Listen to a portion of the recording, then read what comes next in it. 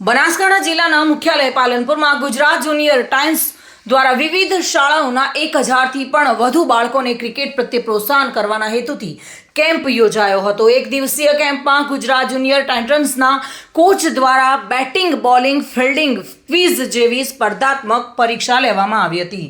બાળકોને ક્રિકેટ પ્રત્યેનું લગાવ વધે, ક્રિકેટમાં તેમનું સિલેક્શન થાય, બોલિંગ, બેટિંગ, ફિલ્ડિંગ અને નવા વિચારો, નવી દિશાઓ સાથે બાળકોને ક્રિકેટ પ્રત્યે રુચિ વધે તે હેતુથી ફ્રી કોચિંગ કેમ્પનું આયોજન કરવામાં આવ્યું હતું।